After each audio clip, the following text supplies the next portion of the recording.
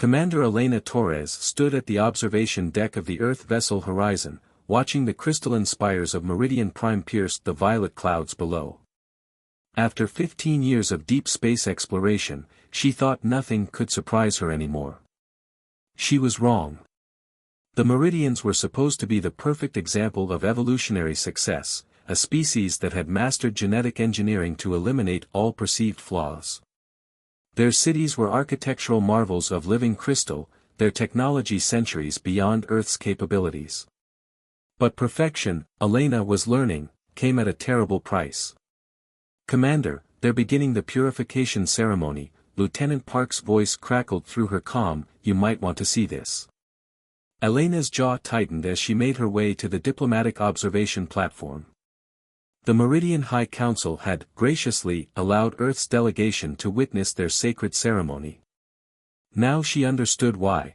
It wasn't just tradition, it was a warning. The central plaza of Crystal City sprawled below, its transparent surfaces refracting light in mesmerizing patterns. Thousands of Meridians gathered, their iridescent skin shimmering as they moved in perfect synchronization. Their tall, elegant forms were the result of centuries of careful breeding and genetic manipulation. But among them stood one who was different. Cthara didn't look imperfect to Elena's human eyes. The young Meridian stood proudly before the council, her crystalline crown marking her as a member of the ruling class. But where other Meridians had the typical 4 arms and silver-white skin, Cthara's skin held a faint blue tinge, and her secondary arms were slightly shorter. These weren't her real flaws, though, it was what they couldn't see that terrified them. "Citizen Cthara," the first speaker's voice resonated through the plaza, amplified by the crystal structures themselves. "You have been found to possess irregular neural patterns consistent with empathic abilities. This mutation threatens the purity of our genetic lineage." Elena's hands gripped the railing. Empathic abilities weren't a flaw, they were an advancement. But the Meridians were so obsessed with their definition of perfection that they couldn't recognize evolution when it appeared. "The sentence is exile," the first speaker continued.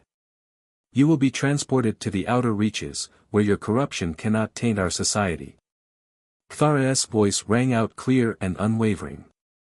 "My corruption, as you call it, allows me to feel the fear in this plaza.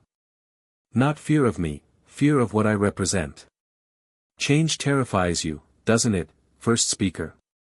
A ripple of uncomfortable movement passed through the crowd. Elena noticed how some Meridians shifted, their perfect postures cracking just slightly. Cthara was right, there was fear here, and something else. Doubt. "Remove the deviant," the first speaker commanded, and guards moved forward with crystalline restraints. Elena's calm crackled. "Commander," Lieutenant Park whispered, "I'm picking up unusual readings. The crystal structures around Cthara, they're resonating with her somehow." That's when Elena saw it. The subtle vibration in the crystal floors, the way the light bent differently around Cthara. The Meridians had built their entire civilization out of living crystal, and Cthara wasn't just an empath, she could communicate with it. "Get me a secure channel to Earth Command," Elena ordered, her mind racing. "And find me everything we have on Meridian exile protocols." "Commander."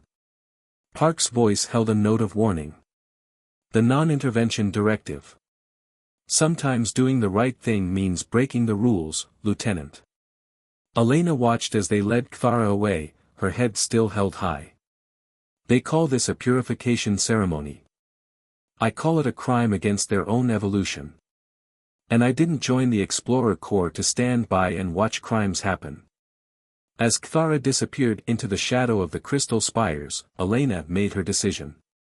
The Meridians had turned their backs on one of their own, but humanity had learned long ago that diversity wasn't a weakness, it was the key to survival. And Elena Torres had never been very good at walking away from people who needed help. "Park," she said quietly, "how would you like to help me commit a major diplomatic incident?" The lieutenant's response held a smile. "I thought you'd never ask, Commander." Above them, the Crystal City continued its perfect, synchronized existence. But change was coming, whether the Meridians were ready for it or not. And it would start with one human refusing to accept their definition of perfection.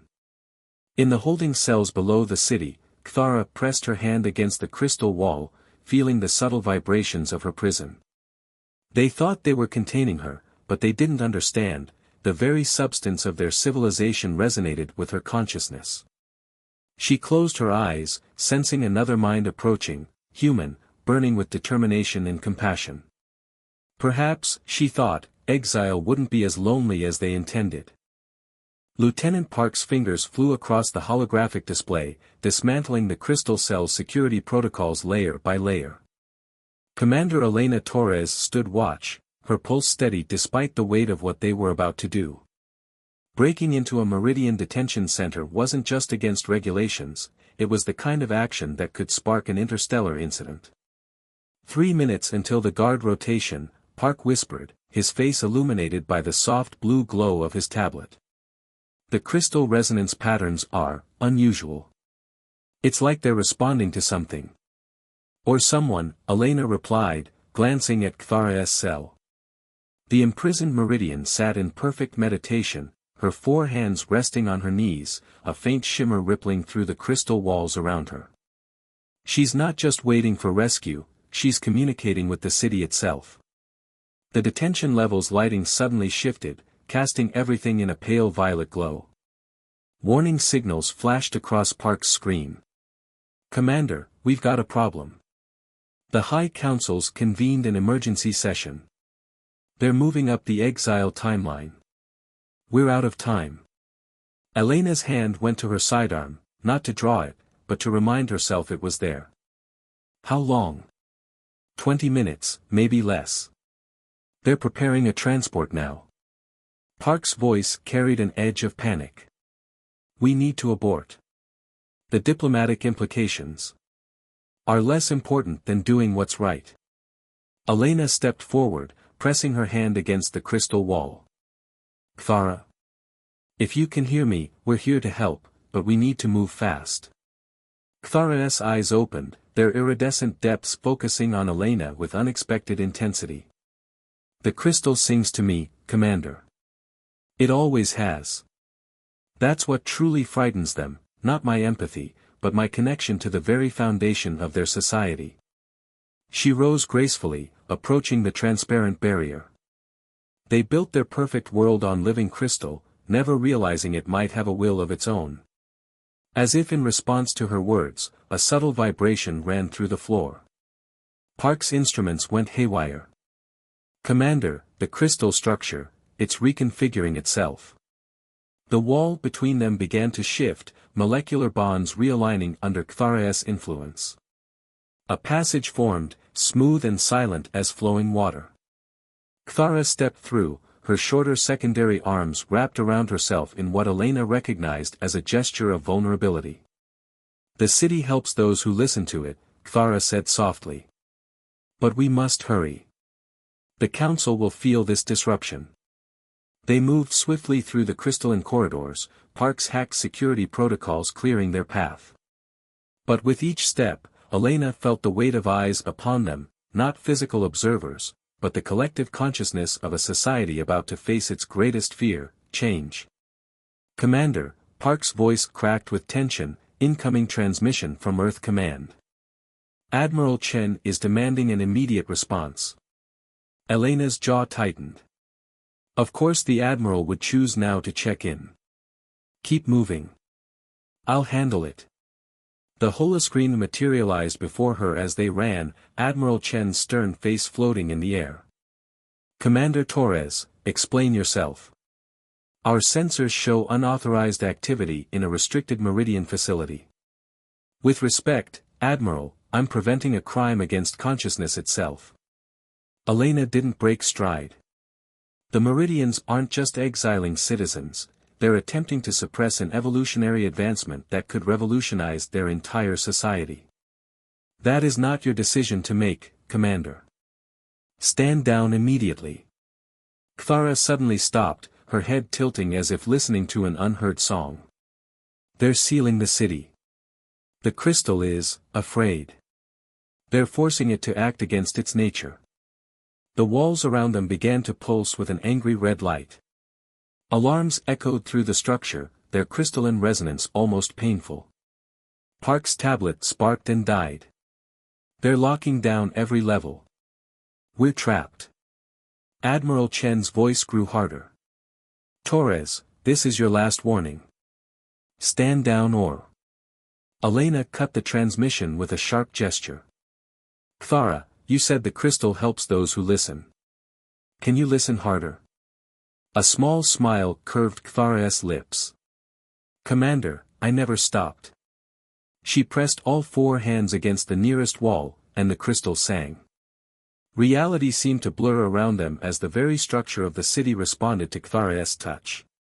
Walls became doorways, floors curved into slides, and what was solid became permeable. They moved through the city like ghosts, guided by Clara's connection to the living crystal. But they weren't alone in their flight. As they descended through the levels, Elena caught glimpses of other Meridians, workers, scholars, artists, watching their passage with something other than the expected horror. There was recognition in those eyes, and something that looked remarkably like hope. There are others like me, Clara said as they ran, her voice thick with emotion. Not all with my exact abilities, but different in their own ways. Hiding, afraid to show their true nature. The Council calls us mutations, but we are evolution in action. The crystal knows this. It's been waiting for us to understand. They burst out onto a lower platform, the violet sky of Meridian Prime stretching before them. In the distance, Elena could see the transport that had been prepared for Clara's exile, its engines already warming. But between them and potential freedom stood a line of Meridian guards, their crystalline weapons humming with power. Surrender the deviant, the guard captain demanded, and perhaps the Council will show mercy to our human guests. Elena stepped forward, placing herself between Clara and the guards. Behind her, she could hear Park quietly reprogramming his tablet, looking for any advantage. But it was Clara's quiet voice that caught everyone's attention. Look around you, she said, addressing the guards. Feel the city beneath your feet. It's not just structure and shelter, it's alive. As alive as we are, and as capable of change. Why do you think our ancestors chose to build with living crystal? Not because it was perfect, but because it could grow, adapt, evolve. Just like us. The crystal floor beneath them began to pulse with a soft, multicolored light. The guards shifted uneasily, their perfect formation wavering as the very ground seemed to question their certainties. Elena Torres had seen many wonders in her years of space exploration, but nothing quite like this moment, when a society built on the pursuit of perfection began to crack under the weight of its own contradictions. And as she stood there, watching the light show dance across the faces of uncertain guards, she realized that sometimes the bravest act of humanity was simply refusing to accept injustice, no matter the cost. The real question was, would that be enough to save them? The crystal tunnels beneath Meridian Prime pulsed with a bioluminescent glow, leading Elena, Park, and Clara deeper into what felt like the living heart of the planet. They had escaped the guards through a spectacular display of Clara's abilities, the crystal floor literally swallowing them up before their attackers could fire a shot. Now, an hour later, they were in a part of the city Elena suspected few surface dwellers had ever seen. The deep crystals are older, Clara explained, running her hand along a wall that shimmered with patterns like frozen lightning. Less controlled, more wild. The Council pretends these levels don't exist because they can't regulate them. Park checked his rebuilt tablet, frowning at the readings. These energy signatures, they're completely different from the surface structures. It's like they're operating on a quantum level that defies our understanding of crystalline formation. That's because they're thinking, a new voice echoed through the tunnel.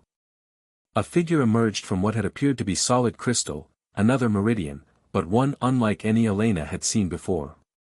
His skin held patterns like flowing water, and instead of the typical 4 arms, he had 6, each one a different shade of translucent blue.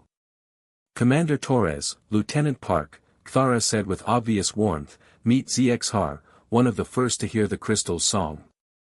ZXHAR's liquid pattern skin rippled as he bowed. The crystal told us you were coming. All of you.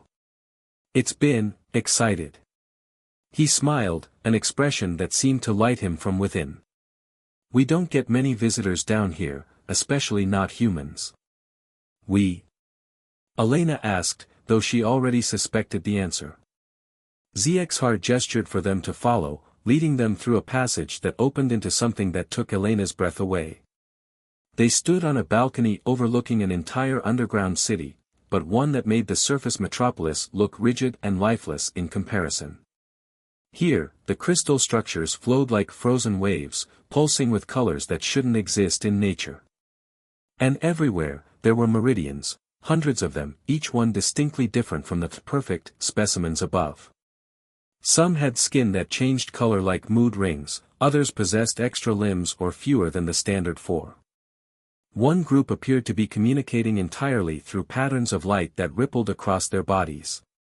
They were beautiful in their diversity, their differences celebrated rather than hidden. Welcome, ZXHAR said proudly, to Haven. Park whispered in awe, they told us the variants were exiled to outer colonies. They tell everyone that, Cthara replied. It's easier than admitting we found a way to thrive right beneath their feet. Every time they cast out another imperfect being, the crystal guides them here instead. Elena watched a group of children, all obviously variants, playing what looked like a game involving manipulating small crystal formations with their minds. How long has this been here? Generations, ZXHAR answered. Each wave of genetic purification above sent more of us below. But we're not just hiding anymore. He led them down a spiraling crystal path to the city proper. We're evolving, Commander. The crystal isn't just our shelter, it's teaching us, helping us understand abilities the Council never dreamed possible. They passed through what appeared to be a research center, where variants worked with crystal formations in ways that defied physics. One woman with fractal patterns etched into her skin was apparently programming the crystal directly with her thoughts, creating complex structures that assembled and reassembled themselves. The Council's greatest fear, Cthara said softly, isn't that we're imperfect. It's that we represent what they could become if they stopped trying to control evolution itself. A commotion at the far end of the chamber drew their attention. A group of variants had gathered around a large crystal display, their expressions concerned. Elena recognized the images, they were real-time feeds from the surface. The Council has declared a state of emergency, one of the variants reported, her extra set of eyes allowing her to monitor multiple feeds simultaneously. They're claiming human interference has triggered a crisis of genetic corruption. They're implementing the purification protocols. What does that mean? Park asked, though his tone suggested he already knew it wasn't good. ZXHAR's liquid pattern skin darkened with concern. It means they're done pretending. The purification protocols were designed to eliminate all genetic anomalies at once. They're going to use the surface crystal network to identify and neutralize anyone who doesn't match their template of perfection. Elena's hand instinctively went to her communicator, but Cthara caught her wrist. The surface networks are compromised. We can't risk contacting your ship. My crew, Elena started, but Cthara shook her head. Are safer than we are right now. The protocols target Meridian genetics specifically. She turned to ZXHAR. How long? Hours at most. They're already programming the crystal network. Elena looked around the chamber at the hundreds of faces, each unique, each about to be targeted for extinction by their own people. Then she looked at the crystal formations, remembering how they had responded to Cthara's touch. You said the crystal is teaching you, she said slowly. Teaching you what, exactly?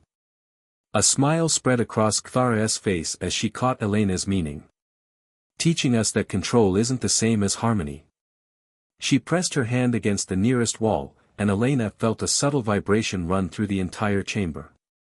The surface crystal network is regulated, forced to behave according to the Council's will. But down here. Down here, ZXR finished, his extra arms beginning to glow with internal light. The crystal remembers what it means to be free. Around them, other variants began to move, placing their hands on crystal surfaces throughout the chamber. The vibration grew stronger, and Elena watched in amazement as patterns of light began to race through the crystal structures like neural pathways coming alive. Park's tablet suddenly lit up with readings. "Commander, the quantum signatures, they're synchronizing. The entire underground network is activating. The Council thinks they control the crystal because they built their cities with it," Clara said, her voice resonating with power. "But they forgot something fundamental: you cannot control something that was born to grow, to change, to evolve." She looked at Elena with eyes that now glowed like stars. "They're about to learn what real perfection looks like." As if in response to her words, the crystal city of Haven began to sing, not with sound, but with pure energy that made Elena's skin tingle. Above them, she knew, the Council was preparing to implement their final solution to the problem of diversity. But down here, in the wild crystal depths of their world, an army of imperfect beings was preparing to show them just how powerful different could be. The real question was, when two versions of perfection collided, which would prove stronger, the one imposed from above, or the one that grew naturally from below? The surface of Meridian Prime erupted in chaos as the first waves of crystal resonance reached the upper city. Elena watched through Haven's monitoring crystals as perfect spires began to pulse with unauthorized colors, their regulated patterns dissolving into wild, organic forms. The Council's carefully controlled network was being overwhelmed by something older, deeper, and far more alive. "They're attempting to lock down the primary grid," Park reported, his fingers dancing across multiple crystal interfaces. The variants had quickly taught him how to interface with their systems, and he'd adapted with remarkable speed. But they can't isolate the quantum connections. The deep crystal it's like it's waking up. Clara stood at the center of Haven's main chamber, her form glowing with transferred energy as she coordinated with other crystal singers. "The surface crystal remembers its true nature," she said, her voice carrying harmonics that made the air shimmer. 3 generations of control are nothing compared to millennia of freedom." Alerts flashed across the monitoring crystals. The Council had deployed their purification forces, teams of genetic purists armed with crystal tech weapons. But they were fighting their own city now, and the city had chosen sides. "Commander," ZXR called out, his liquid patterned skin flowing with agitated colors, "your ship is reporting unusual activity in orbit. The Council is activating their orbital defense grid." Elena's blood ran cold. The Meridian orbital platforms were crystal-based weapons platforms, capable of devastating precision strikes. They wouldn't dare fire on their own city. They would burn everything to ash rather than accept change, Clara said grimly. "We need to move now." The plan they'd formed was audacious, perhaps impossible, but Elena had seen enough impossible things in the past few hours to believe it might work. The variants had spent generations learning to communicate with the crystal, understanding its true nature.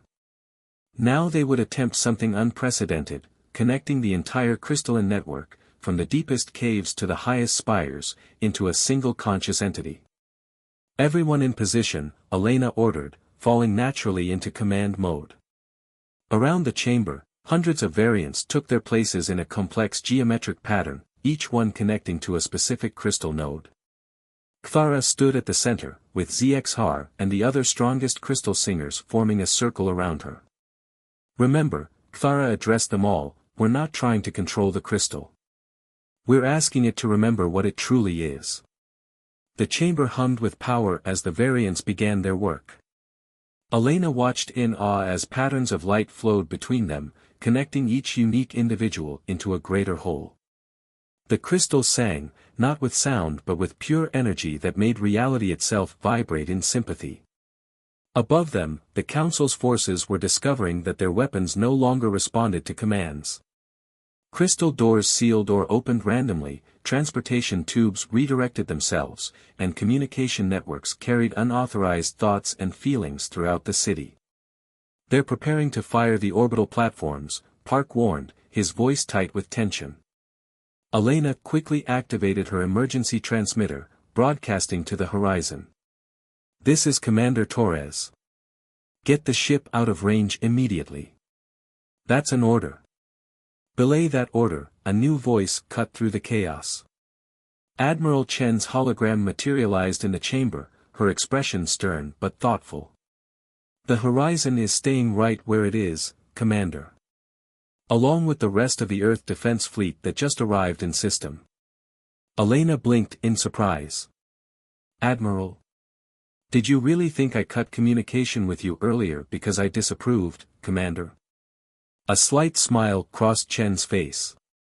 I needed time to convince the Defense Council that this situation required observation.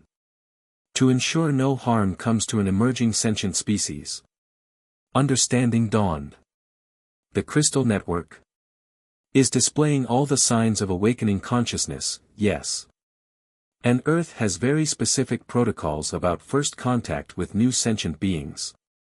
The Admiral's hologram gestured to the scenes of chaos above. The Meridian Council might want to consider that before they start firing weapons. The warning came just in time.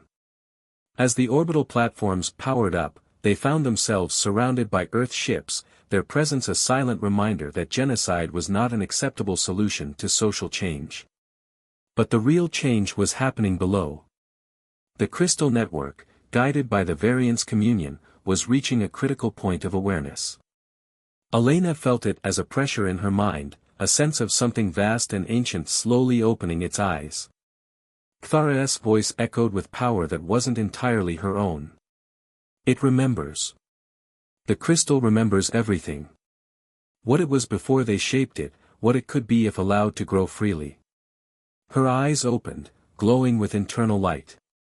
And it's showing everyone else too. Throughout the city, Meridians of all types were receiving visions, memories stored in the crystal itself, showing the true history of their world. How their ancestors had discovered the living crystal and learned to work with it, not control it. How their obsession with genetic perfection had led them away from their original harmony with their world. And how the variants, the ones they had cast out and despised, had maintained that ancient connection. The council chambers, Park reported with awe. The crystal is transforming them. The monitoring crystals showed the Grand Council Hall, where the leaders of Meridian society were watching in horror as their perfect, regulated crystal architecture flowered into organic, impossible forms. The crystal wasn't destroying, it was growing, evolving, becoming what it had always meant to be.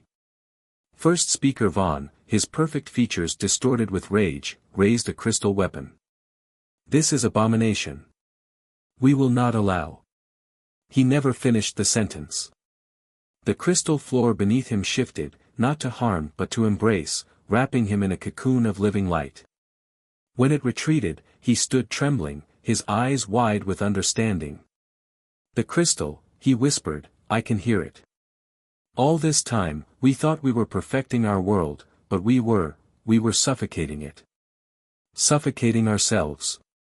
Through the network of crystal consciousness, enhanced by the variance abilities and witnessed by Earth's fleet, the truth spread across Meridian Prime.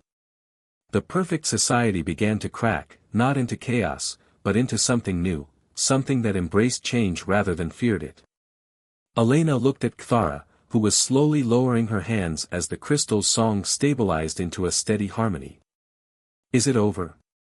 Cthara smiled, her glow fading but her eyes still bright with triumph. No, Commander. It's just beginning. Real evolution always is. 1 month after the crystal awakening, as it was now being called, Meridian Prime bore little resemblance to the rigidly perfect city Elena had first encountered. The crystal structures had found a balance between order and chaos, their forms both beautiful and wonderfully unpredictable. Gardens of crystal flowers bloomed alongside traditional spires, and the once hidden variants walked openly among their former persecutors. Elena stood on a balcony in the transformed council chamber, now renamed the Hall of Harmony, watching as Cthara addressed a mixed gathering of surface dwellers and former Haven residents. The young Meridian had become a bridge between the old and new ways, her evident wisdom making even the most conservative elements of society listen. The crystal network wasn't just a technology we used, Clara was explaining, her shorter secondary arms moving in graceful emphasis. It was always a partner in our evolution, waiting for us to understand that perfection isn't about elimination of difference, it's about the harmony of diverse elements working together. Admiral Chen, standing beside Elena, nodded approvingly.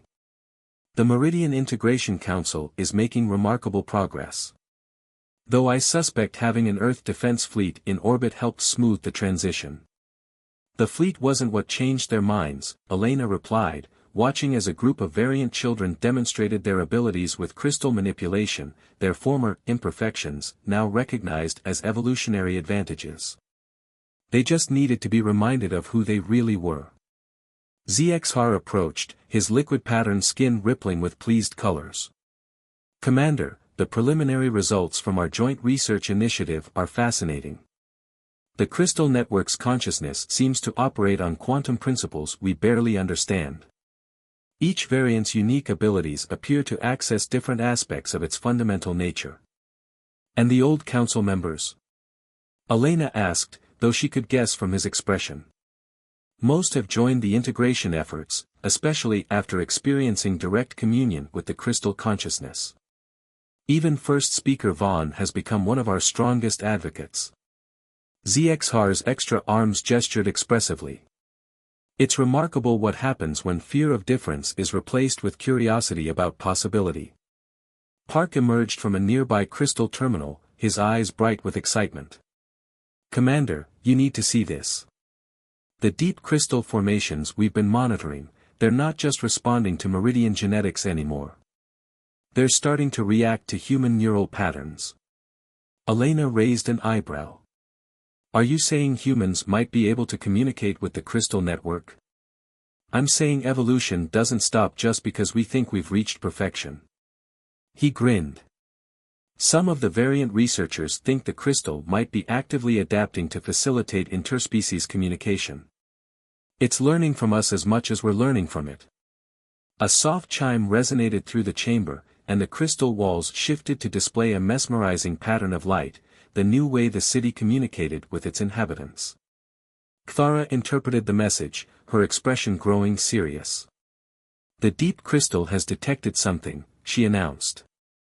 Similar crystalline formations on other worlds, long dormant, are beginning to resonate with our network. We're not alone in this evolution. Admiral Chen straightened. Are you suggesting there are other crystal networks out there?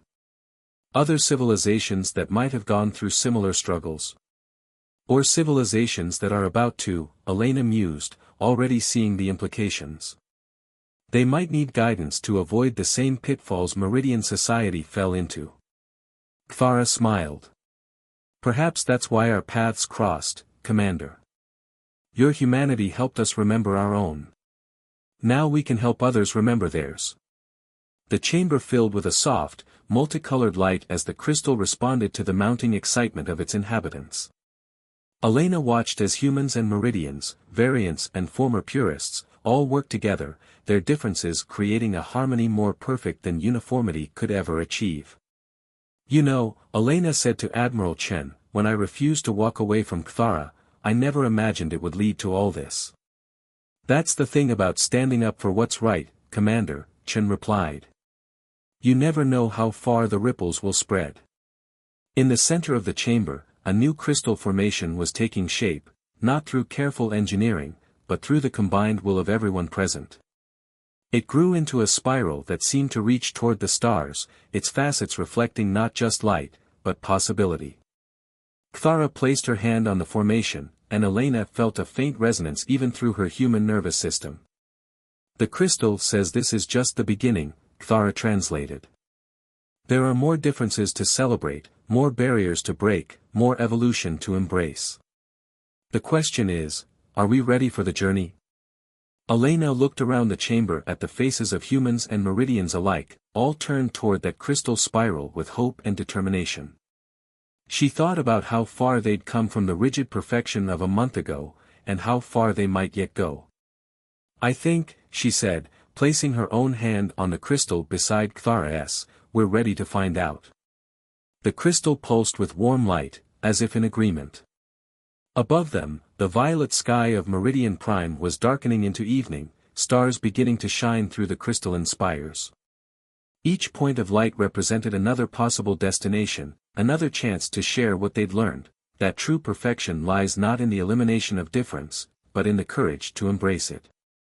And somewhere out there, other crystal networks were awakening, ready to tell their own stories of evolution, acceptance, and the power of refusing to walk away from what's right.